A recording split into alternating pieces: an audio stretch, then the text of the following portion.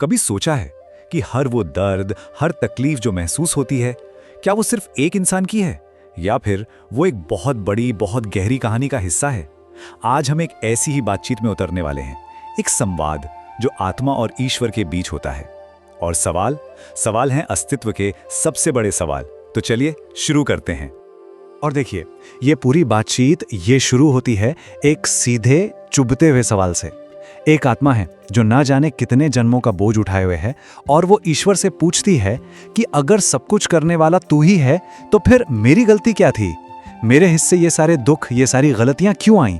इसका जिम्मेदार कौन है? तो ये जो सवाल है ना, ये सिर्फ एक सवाल नहीं है, ये एक तरह का आरोप है, एक शिकायत है, उन तमाम तकलीफों का निचोड़ है जो उस आत्मा ने झेली हैं। तो सबसे पहले आत्मा का पक्ष सुनते हैं। वो आत्मा अपना दर्द कुछ ऐसे रखती है, कहती है, मैंने न जाने कितने जन्म लिए और हर बार सिर्फ दुख ही पाया।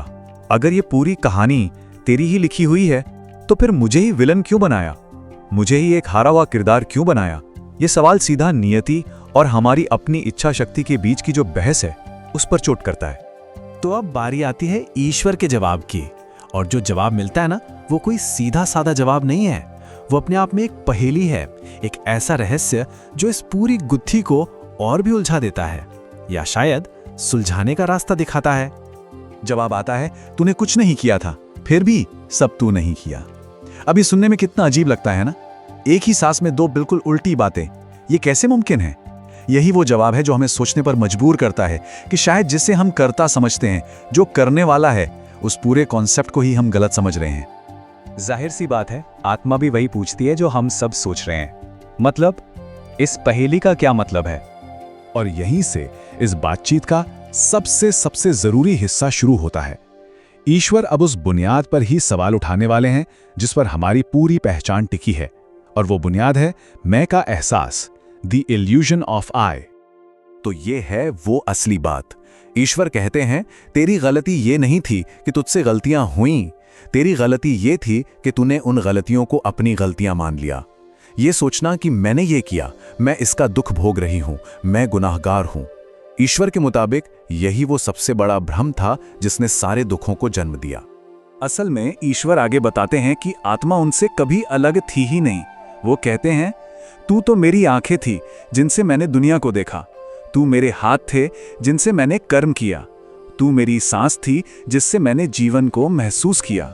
मतलब दोनों के बीच कोई अलगाव, कोई दूरी थी ही नहीं।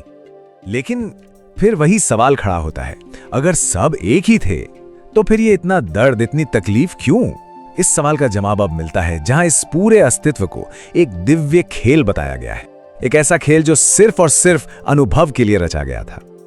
और आत्मा का यह सवाल सीधा दिल पे लगता है। वो पूछती है, तो फिर ये दुख क्यों? ये सब क्या बस तेरे लिए खेल था? मेरी तकलीफ, मेरा दर्द, क्या वो तेरे लिए सिर्फ एक मनोरंजन था? ये एक बहुत बड़ा नैतिक सवाल है जो इस पूरी बातचीत के दिल में बसा है। तो आखिर इस खेल का मकसद क्या था? ईश्वर के मुताबिक ये सब कुछ अनुभव करने के लिए था। प्यार को महसूस करने के लिए पहले खुद से अलग होना जरूरी था। मिलन की खुशी जानने के लिए पहले जुदाई का गम सहना जरूरी था। ये खुद को खोकर फिर से पाने का एक दिव्य नाटक था। और फिर आता है वो जवाब जो शायद सब कुछ बदल देता है। ईश्वर कहते हैं, मैं दूर बैठकर तमाशा नहीं देख रहा था। हर बार जब तू रोई तो मैं भी रोया, क्योंकि तू और मैं, हम कभी अलग थे ही नहीं। मतलब आत्मा का हर दर्द, हर आंसू ईश्वर ने भी उतना ही महसूस किया। जब ये समझ पैदा होती है तो कर्म, स्वर्ग, नरक, इन सब पुराने विचारों के मायने ही बदल जाते हैं। उन्हें देखने का एक बिल्कुल नया नजरिया मिलता है। कर्म कोई हिसाब किताब की डायरी नहीं है। इस संवाद के हिसाब से कर्म सिर्फ एक आईना है, एक दर्पण। इसका काम सजा या इनाम देना नहीं है। इसका काम बस हमें वो वापस दिखाना है जो हम हैं, ताकि हम खुद को पहचान सकें। और नरक भी कोई जगह नहीं है जहां आग के दरिया हों। नरक बस एक एहसास है, एक अवस्था। जब हम खुद से, अपने असली स्वभाव से दूर हो जाते हैं, वो जो अलगाव की, अकेलेपन की भावना है, वही नरक है। और इसी तरह स्वर्ग भी बादलों के ऊपर कोई जगह नहीं। स्वर्ग भी एक अवस्था है जब हम अपने स्रोत के, उस परम चेतना के करीब महसूस करते हैं, एकता का वो एहसास, जुड़ाव की वो भावना, वही स्वर्ग है। नर्क और स्वर्ग दोनों हमारे अंदर ही हैं।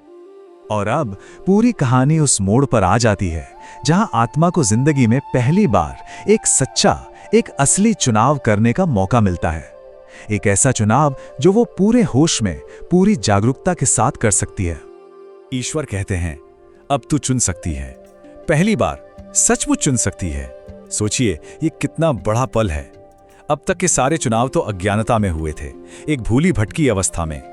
लेकिन अब जब सारी सच्चाई सामने है, तो ये पहला असली चुनाव है। तो चुनाव क्या है? 2 रास्ते हैं। पहला, वापस जाओ, वापस उसी जीवन के खेल में, उसी चक्र में लौट जाओ, लेकिन इस बार एक नए नजरिए के साथ। इस बार हर दुख में भी ईश्वर को देखने की समझ के साथ। और दूसरा रास्ता, यहीं रहो, खेल खत्म करो और पूरी तरह से उसी परम चेतना में विलीन हो जाओ, हमेशा के लिए एक हो जाओ।